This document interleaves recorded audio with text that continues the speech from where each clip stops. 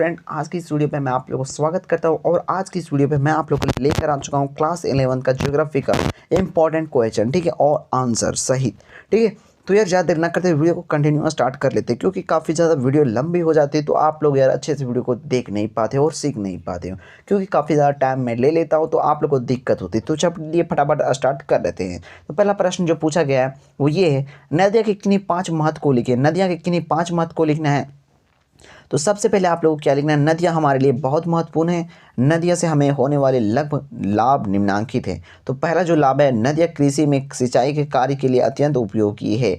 जो सिंचाई के लिए नदी होती है वो ज़्यादातर अधिक फ़ायदेमंद हम लोगों के लिए होती है।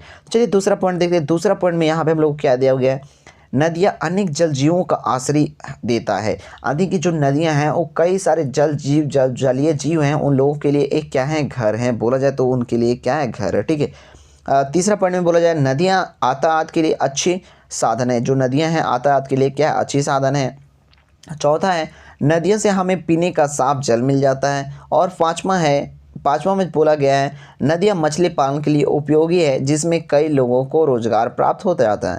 यानी कि नदियाँ जो है कई सारे लोगों का क्या है, एक रोजगार प्राप्त का जरिया भी है, जिससे क्या करते हैं, मछली पालन करके वो क्या करते हैं, अपने गुजारा कर लेते हैं। ओके, अब नेक्स्ट प्रश्न पूछा गया, बांगर एवं खादर में निम्नांकित अंतर स्पष्ट करें। तो बांगर आप लोगों को पहले मैंने बताया था, बांगर आप लोग अगर वीडियो देख रहे होगे हमारा रेगुलर वीडियो, तो अगली वीडियो जो मैंने पहले लेकर आया था इससे पहले, तो उसमें मैंने बांगर के बारे में बताया था और खादर के बारे में। लेकिन आज की इस वीडियो पे बांगर एवं खादर में अंतर स्पष्ट करना, ठीक है।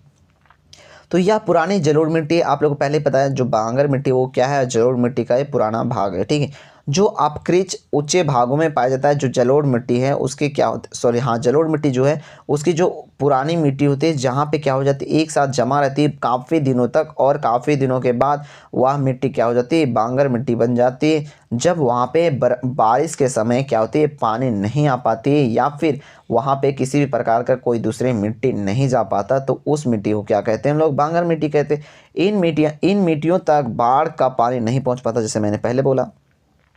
तो यह खादर की अपेक्षा कम उपजाऊ मिट्टी है। जो खादर मिट्टी है, जो मैंने एक और जो यहाँ पे बात किया खादर, तो खादर की अपेक्षा जो बांगर मिट्टी है वो क्या है, कम उपजाऊ है। और वहीं बात करें तो खादर की अपेक्षा जो बांगर मिट्टी है वो जल ग्रहण करने की शक्ति क्या है, इसमें कम है, ठीक है। अब देखते हैं नेक्स्ट पॉइंट। नेक्स्ट पॉइंट में जो बोला गया है, खादर नवीन जलोढ़ मिट्टी है। जो खादर जो मिट्टी है वो क्या है, नवीन जलोढ़ मिट्टी है।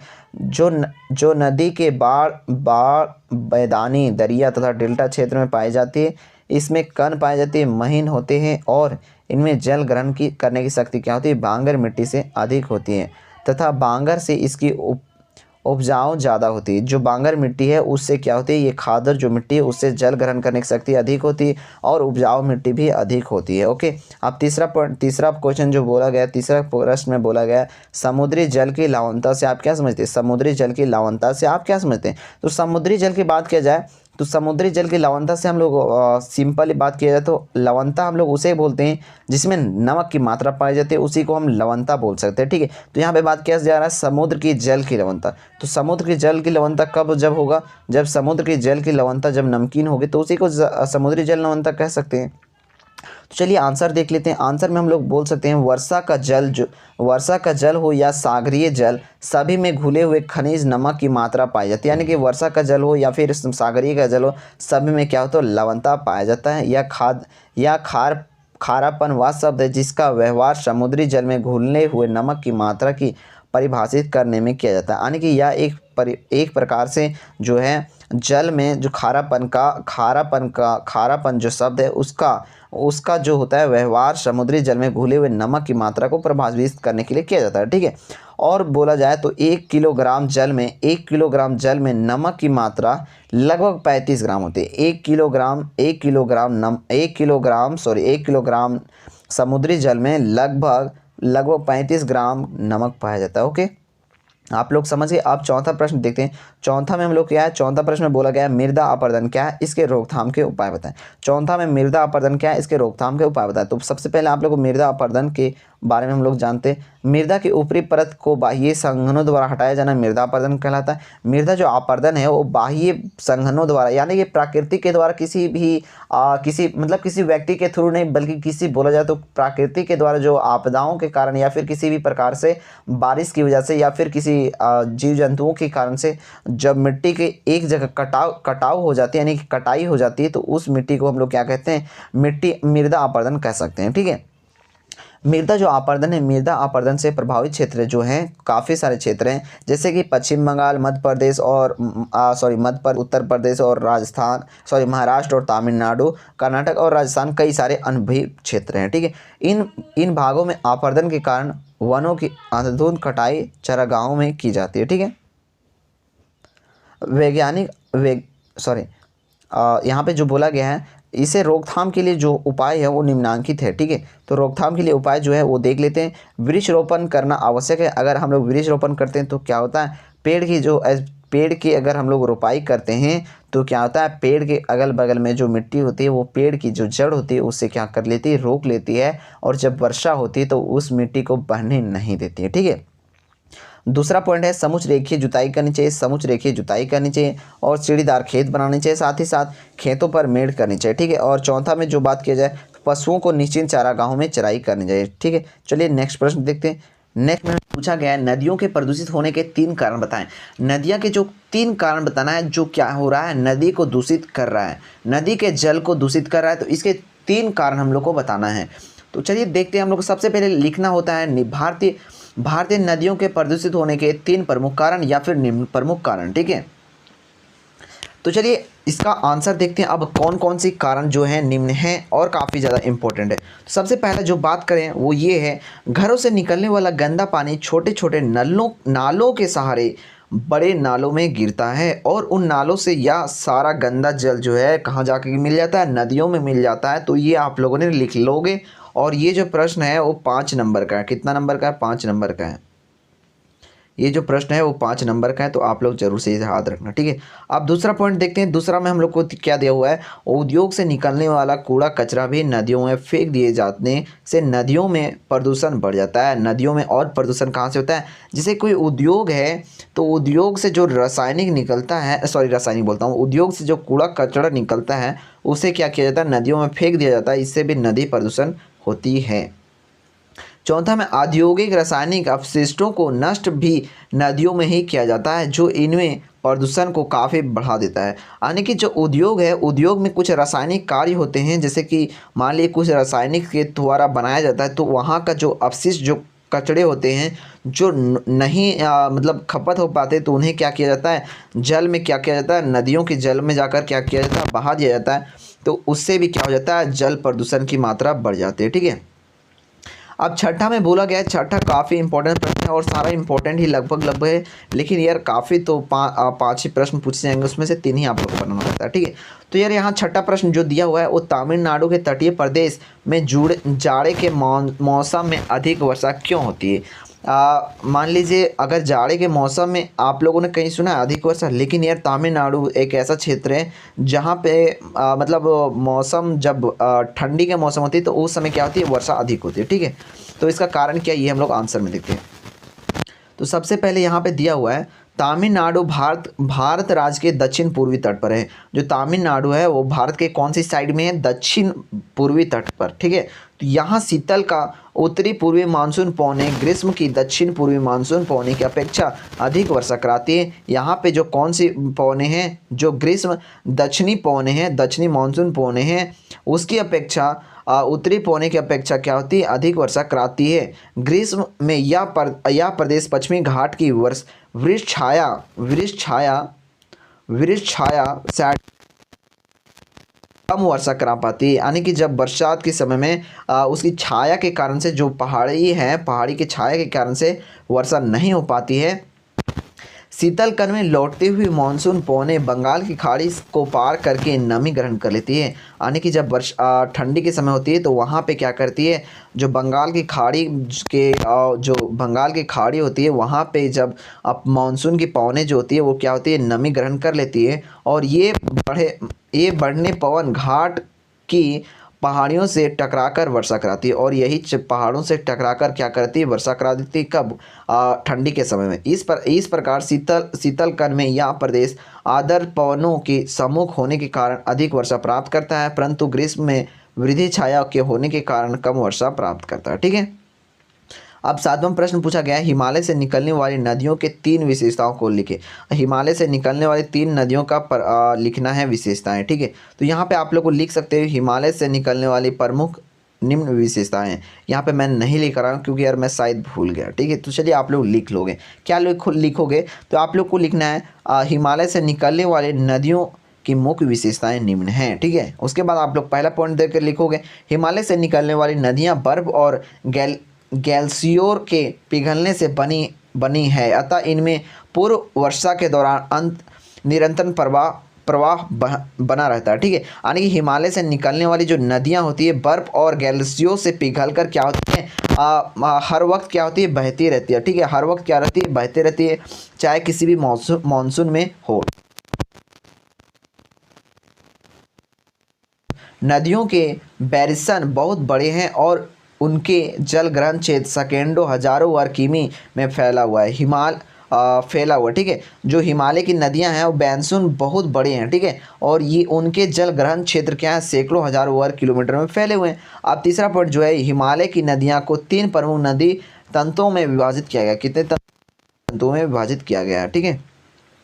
भारत में कर्क रेखा कितने राज्यों से होकर गुजरता है? यहाँ पे पूछा गया है भारत में कर्क रेखा जो है वो कितने राज्यों से होकर गुजरता है? तो आप लोग को लिखना है, ये 2 नंबर का प्रश्न है, मैं पहले बता दे रहा हूँ। भारत में कर्क रेखा जो है वो 8 राज्यों से होकर गुजरता है। तो यहाँ नाम नहीं पूछा गया तो नाम नहीं लिखना है, लेकिन यार मैं आप लोगों के लिए नाम भी लिख कर आया हूँ क्योंकि शायद वहाँ पे बोल दे किन्हीं 5 भारत के किन्हीं 5 राज्यों का नाम लिखे जो कर्क रेखा से होकर गुजरती है, या फिर भारत की कर्क रेखा से गुजरने वाली राज्यों का नाम लिखे। तो ठीक है, इसलिए आप लोग मैं लेकर आता हूँ, शायद पता आप लोग को हो या ना हो। तो चलिए पहला जो है गुजरात है, राजस्थान है, मध्य प्रदेश है, छत्तीसगढ़ है, झारखंड है, पश्चिम बंगाल है और त्रिपुरा तथा मिजोरम भी है। ठीक है। फिर से आप लोग एक बार रिवीजन करो, गुजरात, राजस्थान, मध्य प्रदेश, छत्तीसगढ़, झारखंड, पश्चिम बंगाल, त्रिपुरा तथा मिजोरम। ठीक है। आप लोग को आधुआ फिर से एक बार देख लो। तो पहला जो है वो गुजरात है, राजस्थान है, मध्य प्रदेश है, छत्तीसगढ़ है, झारखंड है, पश्चिम बंगाल है, त्रिपुरा तथा मिजोरम। ओके। चलिए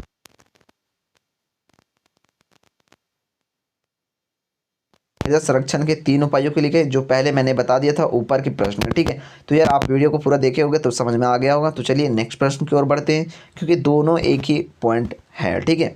10वां जो है, महासागरीय नीतल के ऊंचू का वर्णन करें। महासागरीय नीतल का वर्णन करना है, ऊंचू वर्णन करना है। तो चलिए इसका आंसर देखते हैं क्योंकि इसका आंसर तो हम लोग नहीं देखे। तो जहाँ महाद्वीपीय ढाल का अंत होता है वहीं मंद ढाल वाले उत्थन की शुरुआत होती है। यानी कि जहाँ महाद्वीप के ढाल बंद होता है, जहाँ पर ढाल समाप्त हो जाती है, वहीं पे मंद ढाल वाले उत्तन की शुरुआत होती है, यानी कि मंद धीमी ढाल की शुरुआत हो जाती है। ठीक है। जिसे सागरीय नीतल कहते हैं। सागर प्रथम श्रेणी में ऊंचू है या पृथ्वी के गहरे क्षेत्रों के रूप वर्गीकृत है तथा इनमें पृथ्वी की विशाल जल राशि सूचित है। महाद्वीपों के विपरीत सागर एक दूसरे से स्वाभाविक रूप में इतने करीब हैं कि उनकी सीमाकन जो है कठिन हो जाती है। महासागरीय नीतल अथवा अधिस्थल को 4 प्रमुख भागों में ऊंचू के आधार पर बांटा जा सकता है। ऊंचू के आधार पर क्या किया जाता है, 4 आधार पे बांटा जा सकता है। तो आधार हम लोग को नहीं लिखना है, तो आधार छोड़ो, एग्जाम में नहीं पूछा जाएगा आधार। ठीक है। अब नेक्स्ट प्रश्न में बोला गया 11वां में लाल मृदा की विशेषताओं का वर्णन करें। जो लोग लाल मृदा की विशेषताओं के बारे में जानते हैं वो कमेंट में लिख देना कि सर मैं लाल मृदा की, यानी कि वहाँ पे लिख सकते हो 11th क्वेश्चन, ऐसे क्यों लिख दोगे 11th क्वेश्चन आंसर। ठीक है। ठीक है, बस मैं समझ जाऊंगा, इतना ही लिखोगे मैं समझ जाऊंगा कि आप लोगों को पता है। ठीक है।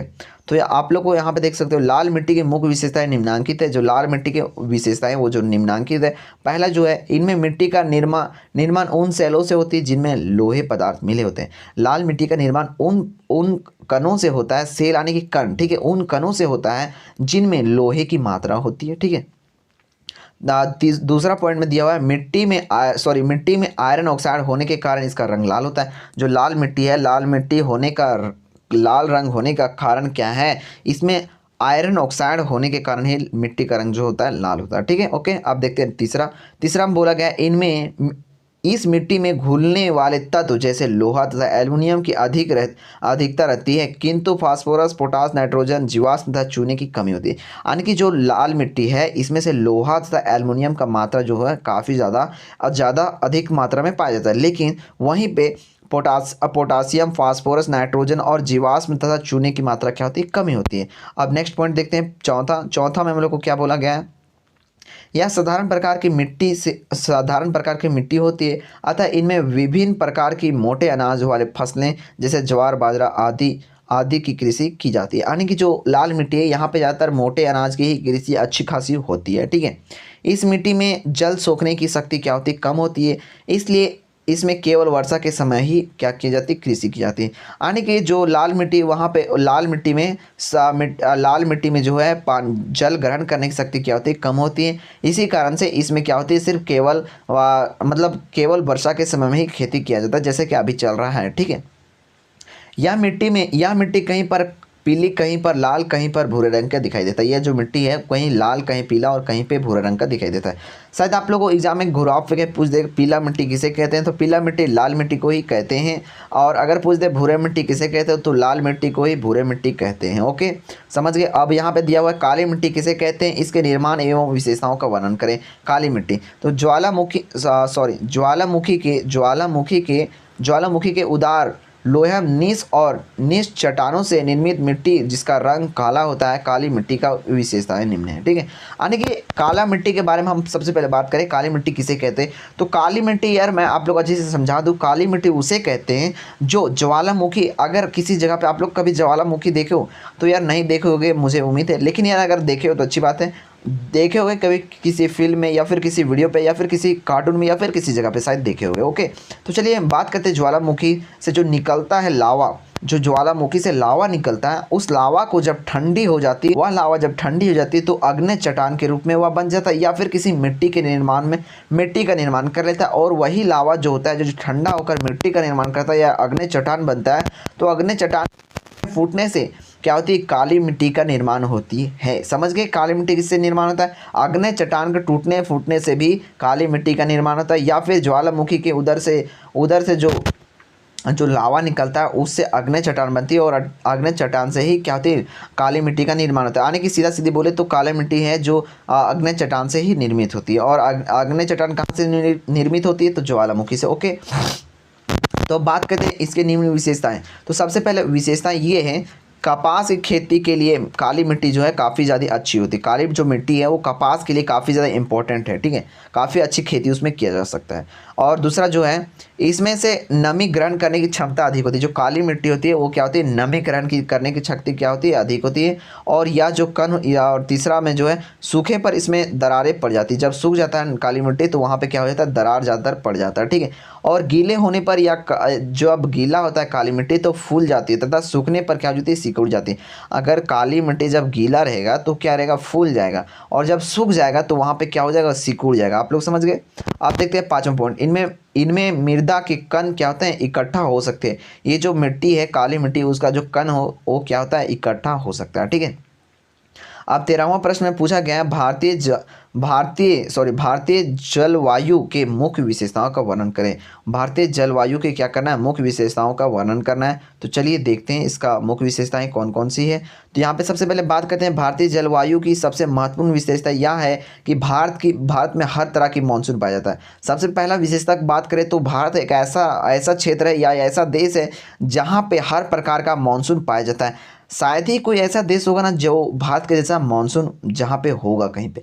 तो यहाँ पे जैसे कि सर्दी, गर्मी, बसंत ऋतु आदि और हर तरह के वन पाए जाते हैं। यहाँ पे जो भारत है वहाँ पे माने कि भारत में जैसे कि हम लोग जहाँ पे रहते हैं भारत में, तो भारत में जो है वो हर एक प्रकार का ऋतु पाया जाता है। मतलब बसंत ऋतु और ग्रीष्म ऋतु, शीत ऋतु, यानी कि सर हर प्रकार के ऋतु पाए जाते हैं। जैसे कि और यहाँ पे कई सारे वन पाए जाते हैं, यानी कि हर एक प्रकार के वन पाए जाते हैं। और यहाँ पे और बोल रहा है और भारत की वर्षा होती है, जैसे कि भारत में जो वर्षा होती है वो काफ़ी ज़्यादा होती है। जैसे कि हम लोग बोल सकते हैं जो चेरापूंजी है, भारत में मानसून रामपुरी, चेरापूंजी जैसे शहर में पाए जाते हैं जहाँ 24 घंटा बारिश होती है।